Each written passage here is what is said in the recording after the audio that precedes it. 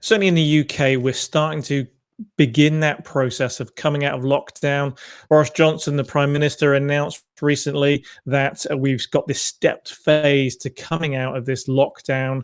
And in July, August time, hopefully we'll have passed out of lockdown and into business as normal. Now, as an entrepreneur, I'm an entrepreneur, and I'm sure people watching this today class themselves as entrepreneurs. Maybe a little bit nervous about what that's going to look like, what that means for their business, and what those green shoots are going to look like, because the world has changed. The world is a very different place. So we thought it was a great opportunity to invite a special guest on today to talk about how we can sort of prepare ourselves for that, specifically mentally.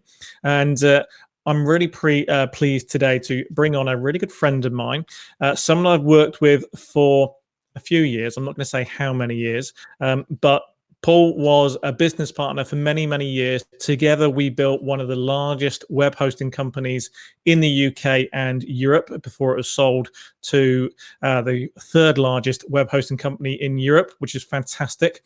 And since then, Paul's gone on to become a very, very successful entrepreneur. In addition, so a serial entrepreneur, if you like.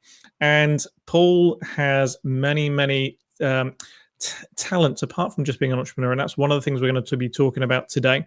Paul was also the face of BT, the big telecoms company here in the UK, a few years ago.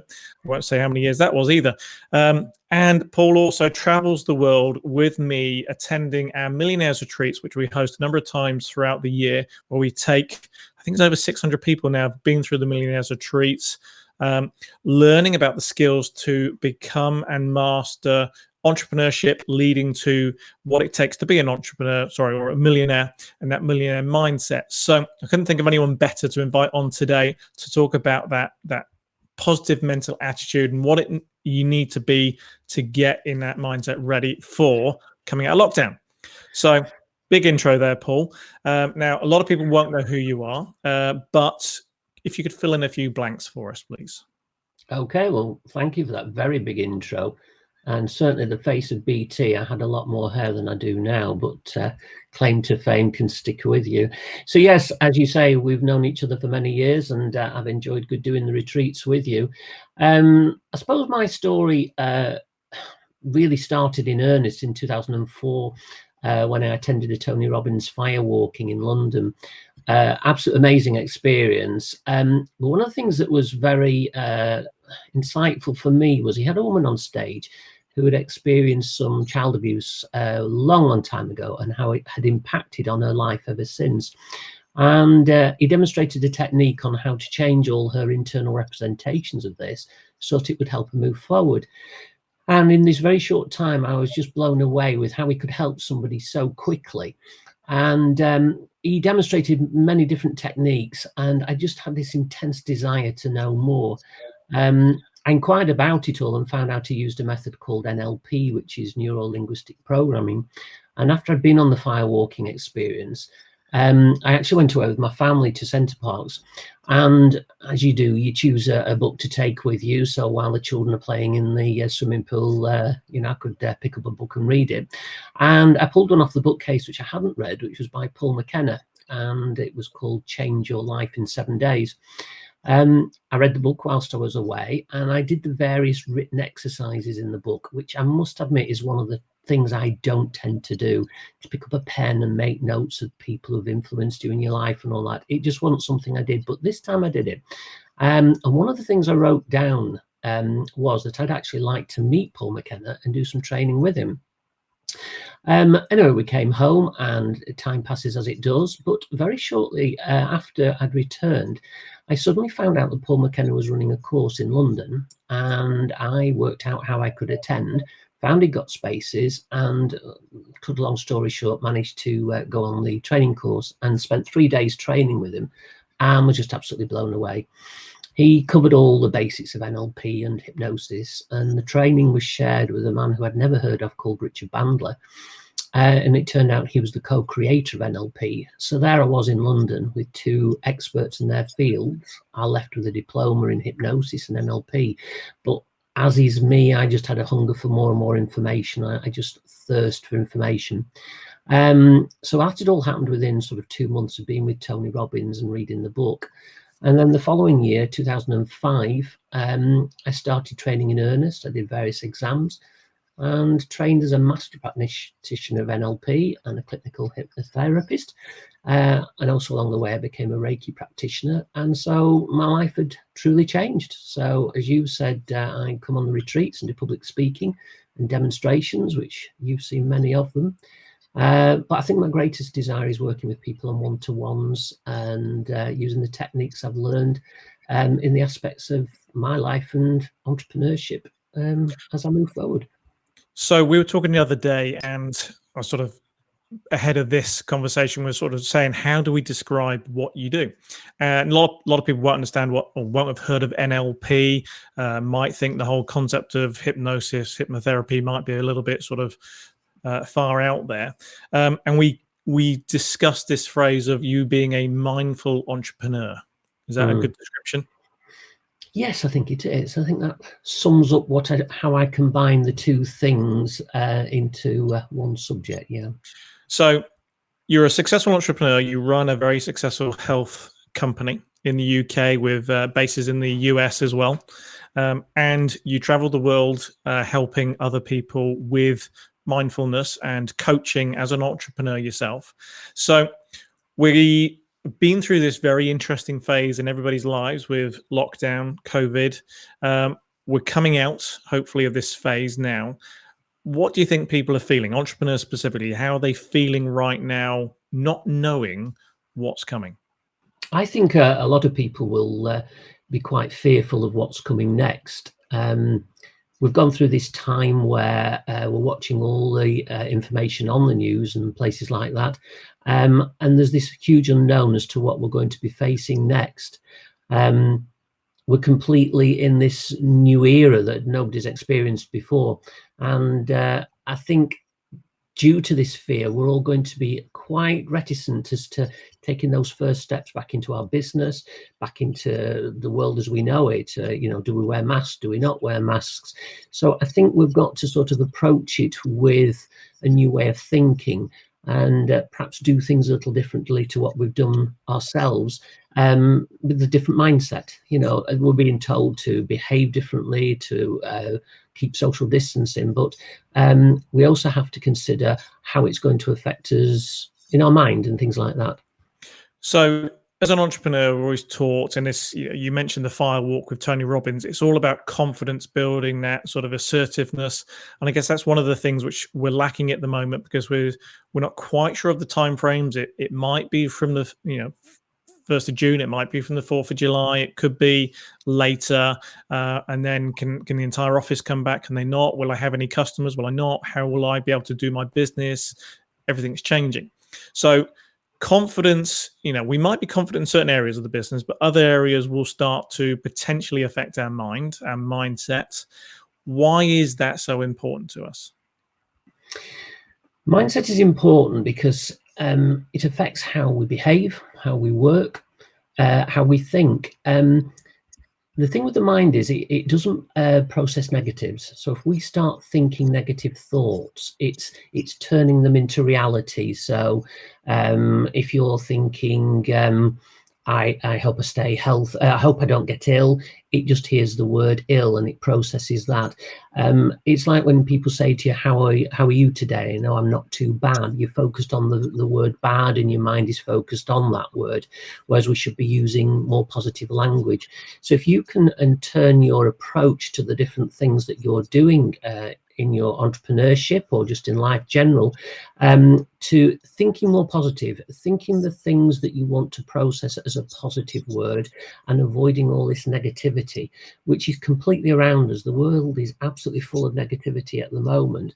And if we start dwelling on that and letting it eat into us, it's going to have the effect on making us negative, and our actions then will become negative as well. So we have to think slightly differently in this new world, as everybody calls it, that we're going to find after the lockdown is lifted. So I guess a couple of ways of thinking about that, just to put it into context for people, is sometimes you always see those people that all the good things always happen to them, don't they? So how's that person always so lucky? Or all the bad things always happen to that person? It's like, Isn't that strange? There's always the bad things happen to that person, all the good things happen to that person. Or one of the way I was taught to think about this was saying to someone, right, whatever you do, don't think about elephants. Mm. You've now just thought about elephants, because before you can think about not doing something, you have to think about it, which is why when you say to a child, whatever you do, don't drop that plate, the first thing they have to do is think about dropping the plate. So invariably it happens. So I'm guessing that's sort of what you're talking about there. Absolutely. You've got it in a nutshell. And we have to think these different ways. And sometimes it takes a lot of unlearning of bad behavior, because a lot of people will surround us who are negative people, and they think in these negative viewpoints, it's not fair. They always have all the luck, or it's not fair. Everything always goes wrong with me. And what they're not realizing is they're focusing on the bad things happening to them all the time. At one of the retreats we had, I was preparing a slide, and one of the slides I often do is how I've always focused on staying healthy. And for some unknown reason, I wrote on this slide, I'd never been to hospital. And it was quite, fixed. And I was saying, in all my life, I'd never been to hospital. And within the hour, as you well know, I was in hospital having my legs stitched up.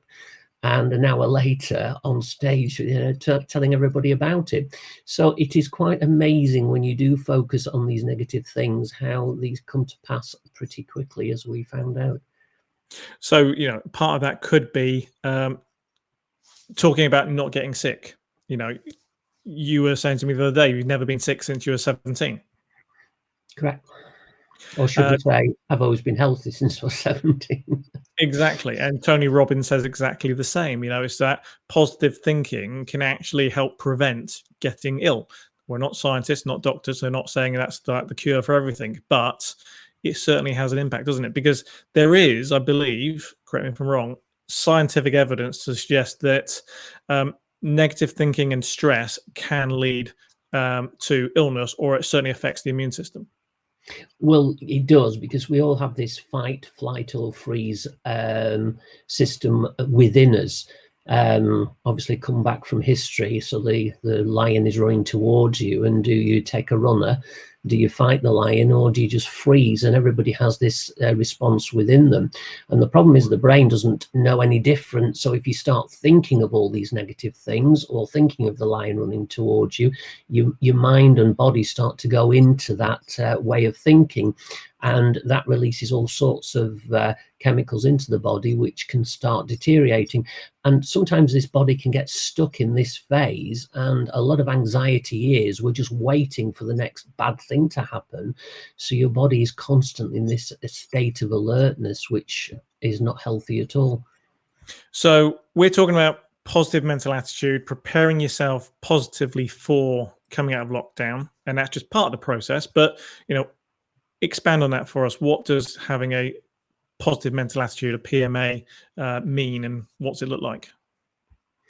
Well, some of the things I think is probably better with examples is perhaps being having gratitude within yourself, being grateful for what is happening, instead of focusing on what's wrong in your life and what you don't have or what's missing out on. Just to being grateful for what you have got, because many of us, I think the figures are 98%, are going to stay healthy throughout this pandemic. But studies, like you've said, have shown that an attitude of being grateful is beneficial in every aspect of your life, because it can affect your health, your mood, your relationships, your career, what you do in entrepreneurship. So just getting that lift can be just thinking and making a list of all the things that you do have within your life. And then your mind isn't processing these negatives, because as I've said before, once you start focusing on those negatives, the mind starts to turn them into reality. A very quick story from one of the retreats. We had a lady did a one-to-one with me, and she'd been brought up to only be worth a certain level of earnings. It was part of her culture. And she'd said, all I want to do is revalue myself and know that I'm worthy of more.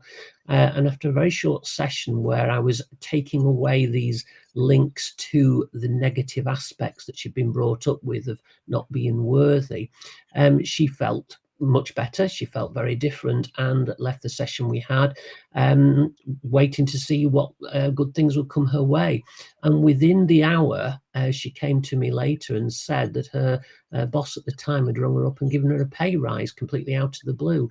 Now, nobody knows how these things work, but her total attitude was waiting for good things to happen. And within the hour, one good thing did happen. So you can make this luck just by changing your attitude and seeing more of these opportunities around.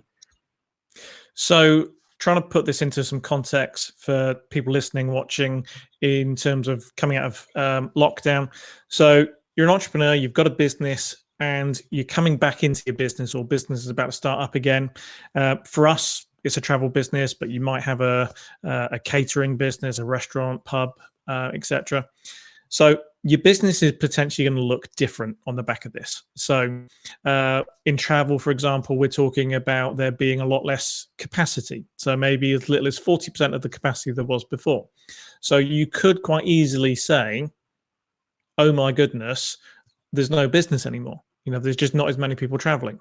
That's a very negative way of thinking about it. Or you've got a restaurant and you still can't open yet, but now you're allowed to open, but only if you have takeaway.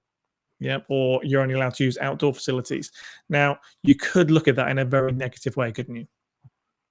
You could. And it is quite amazing how people are looking at things out of the box. They're looking at their traditional business and saying, how can I change this for the new way we're all going to work? I mean, I went to get fish and chips last night and queued outside, and the lady comes out, takes our orders, and slowly, one by one, we go in, we get our order. Nothing had changed, but they'd rethought the business. And I mean, I can go back to recessions in the past, late 80s, early 90s, where I was working with my father at the time, and he always tried to come up with a different way of looking at the situation so that you could flip it in some way to say, this is my core business, but how can we change it slightly? What different angle can we take? Is there a niche that we should be looking at that's a new niche, or a variation on the niche we have? So I think we need to all start learning to think more out of the box within our own business situations. So I say, it's thinking positive, like we're all in this situation. We can either say, yeah, this is a bad situation and I'm going to give up, or just, moan about it. Or we can say, right, this is the new situation. We're all in a new world, new way of thinking and doing things. How can I use this as an opportunity to do something even better or different, or, pivot into a different way of doing things? Great story. I remember reading Losing My Virginity, this biography of Richard Branson. And it talks about when one of his darkest days with Virgin Atlantic was, I think he owed a fortune on VAT. Whole business was about to be taken away from him. He could have sat back and said, that's it, I give up. But what he did, he actually spoke to Boeing, I think it was, and renegotiated his leases on his planes, bought a whole load of new planes, fitted out with all the latest technology, all seat-back TVs before that was common. So actually used that negative situation to pivot into the new Virgin way of travel, and built a whole sort of reinvented his business on the back of that, what could have been a disastrous moment. I think this is sort of one of those moments for everybody. Yeah, I think we can all feel the weight of the burden on our shoulders, and it's like the weight of the world where you start dropping your head because it's just too much to bear. And these pressures on you can build up and build up when you need to somehow mentally take a step back and say, what can I learn from this? What can I change? Is there any new direction I can go that's still within my area, without being completely overwhelmed by what we're all reading and hearing on the news? So how do you switch into this positive mental attitude without it seeming like some, I'm going to say this very tongue-in-cheek, but some sort of stand on the chairs, dance on the tables, American sort of way of, that stereotypical view of, the Americans are always so positive type of thing that we joke about here in the UK. And you and I have both done that, as you well know. Exactly. So I'm saying it tongue in cheek, knowing what it's like, and yes, I've experienced that. I think Also, I think it's a British thing. We don't normally do that. We are a little bit more reserved in the way we do react. I think we've to do what makes us feel comfortable. I do think watching what word you're saying has a vast effect on you. Like I was saying about people saying, "How are you today?" and not saying, I don't feel too bad. I remember my father-in-law, or ex-father-in-law, because I'm afraid he's died now, but he used to say, "Well, at least I'm still alive," and that was his standard phrase. So it is a way of using words, but without twisting everything, because it can get a bit cliche when people are always twisting everything you say. And well, couldn't you look at this from a different way? And couldn't you this? And it can get a bit tiring. But I think if you yourself look at the way you are speaking, the way you are behaving, and are there just some little changes you can make for yourself that make you feel better inside, you're aware of what you're doing, and slowly it becomes new habits. You don't have to do it, like we said, standing on the table and dancing. More subtle. So how do you sort of program yourself, if you like? Because I know a lot of us, especially having been stuck indoors for so long, we're not necessarily feeling that positive. It actually is quite a change of habit for a lot of people to suddenly twist into being positive. Yeah, I've said about the words, and one of the things with NLP is that studies have found that if you do this positive self-talk, you can also boost your willpower. So instead of saying I can't do this, or I'm going to fail, or I've got to avoid failure, or people are going to laugh at me, you're going to have to start just changing it slightly, like I'm going to do great, I've got this, I'm going to do the best I can. And I remember in the early days of standing on stage, and I know we shared that experience together, you just got this feeling that everything's going to go wrong. You've just got this whole psyche that people are going to laugh at you and make fun of you. So it's just this internal self-talk, and start to using self-talk that helps you move forward. And I remember one of the events you and I were at was at Wembley Arena. And you got on the stage first, and I was pacing at the back. I think it was about the second or third time I'd ever been on stage. We had a very large audience, and there was a gentleman backstage, and he just looked at me and said, "Is this your first time?" And I said, "Well, yes, actually it is." And he said, "You got all those voices in your head telling you it's all going to go wrong?" And I said, "Yeah, actually I have." And it was just a disaster starting to happen. And he just said to me, "One of the spotlights, the bulb's gone." And I said, "Pardon? I'm sorry, what did you say?" So one of the spotlights has gone. I went, right. And I carried on pacing. And he said, "I've got to go out and change the bulb when you've finished." I went, "Right, okay, fine." So he said, "Could you tell me which bulb it is, and it'll save me some time?" And I said, "I've got to go on now." And I said, "I'm a bit nervous." And he said, "Well, just go out," he said, "and just stare at the lights." And he said, "Find out which bulb has gone, and then when you can come off, you can tell me about it." I said, right. What I didn't know was it completely distracted me. And taking me out of the zone I was in, because we can all get in these bad zones. And when I went on stage where you were in full flow, and I stared at the lights and noticed, and none of the bulbs had gone, but when I looked up, I couldn't see the audience. I just had this blackness, and I was able to get through everything. And when I walked off, I just nodded and thanked him, and he just said, "Works every time." And it's a case of getting you out of the zone you're in, rethinking it, and just taking a step back from the overwhelm you can get in, and finding a distraction that might just break up where you are and get you out of the zone. So one of the things I was taught to do as well was think you're in a situation. So we'll use this COVID. So we have an office with 50 people in it, just where we're based, and all of a sudden now we've got to completely change how we set the office up, ready for people coming back to work. And the reality is we've now only got space for 20 because we've got to shrink everything down. So you could look at that and go, wow, that's a real problem. That's a nightmare. How we've got to pay for more offices, or we've got to, well, what do we do? That's a real minefield. Or you can look at the situation and say, well, that's an opportunity, or that's interesting. So just by not talking about it being a problem, It's like, well, that's interesting. Mm, What do we do now? And it's such a subtle change of thinking about something. mm, The phrase "that's interesting" makes you pause. If you got nothing good, nothing, you can't think of anything good to say "that's interesting" mm, while you pause, and it does force you to actually think about, okay, well, how can we use this to our advantage, or how can I find something good out of this situation? mm. I must use that phrase every day. So yes, I'm fully on board with that. And we've done the same as you're talking about, where we've done all the social distancing. And what we've noticed is people are now having more respect for people's space. And we all have this area in front of us, our own space, and some people come too close and you can feel uncomfortable.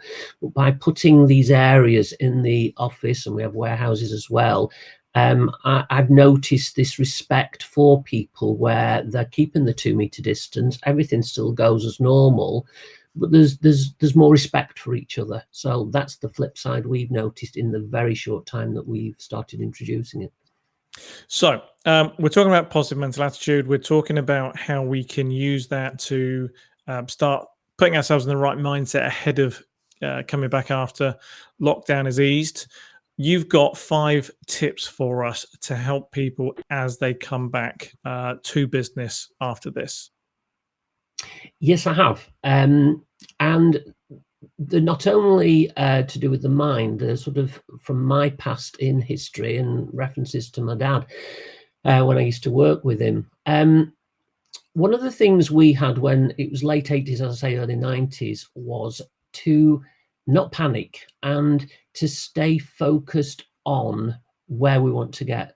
So we had our pathway, we knew what we wanted to achieve outside of the recession, or in this case, outside of the lockdown, and that was the focus we had.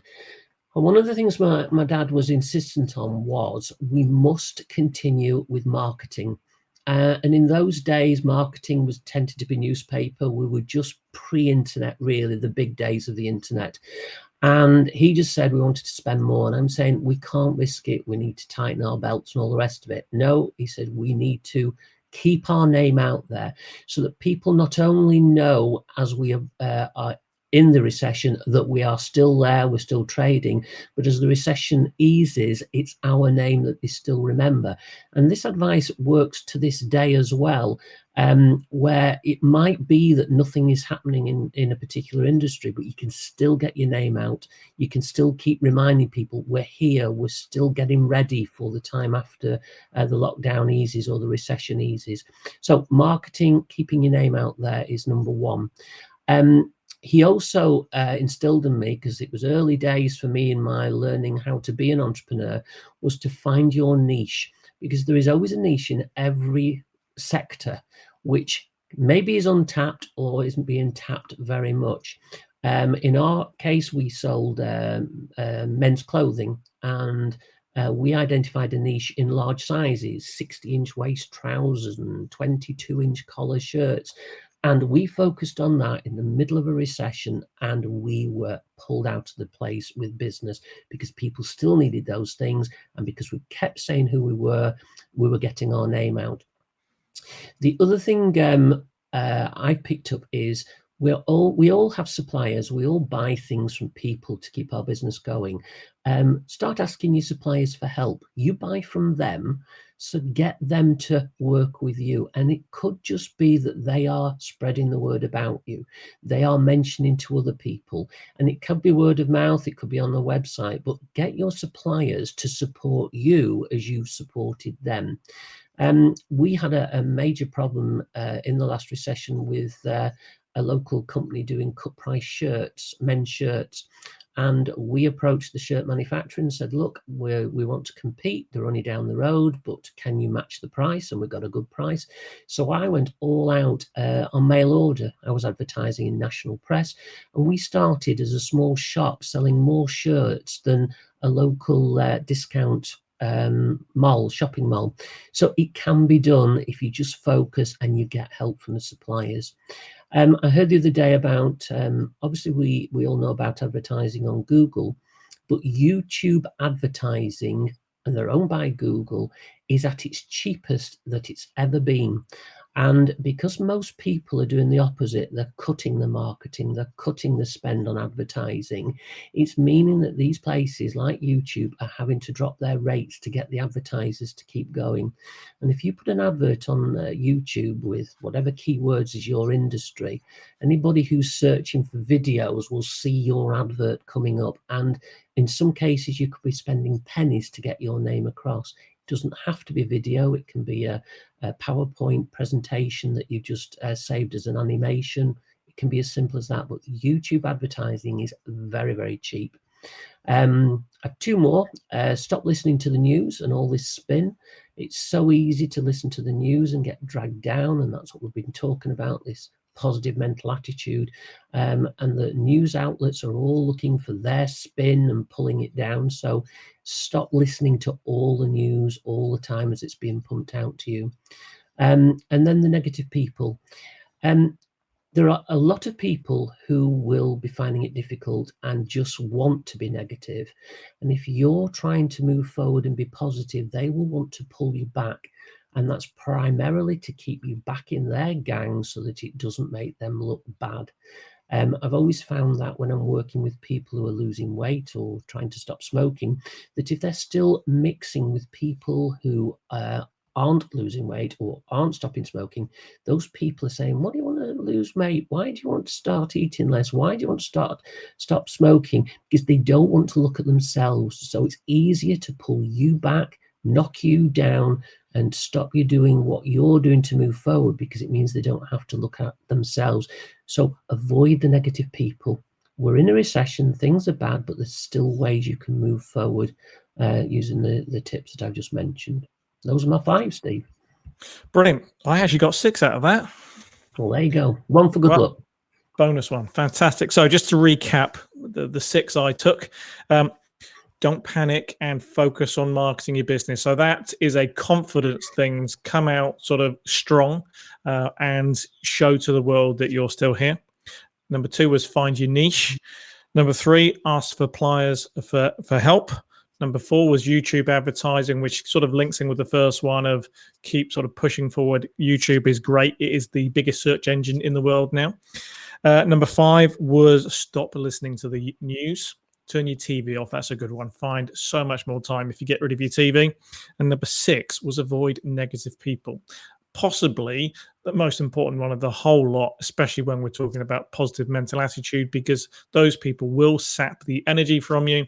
It's amazing how many unsuccessful people have great advice for you about how to be successful. So avoid them, focus on what you want to achieve. And it's amazing, just that focus, follow one course until success.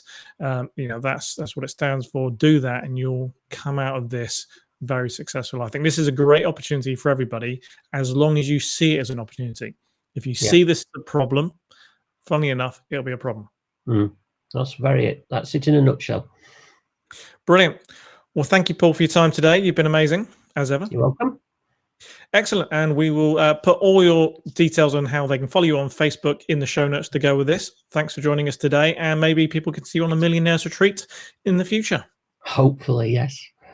Brilliant. Thanks, Paul. Thank you.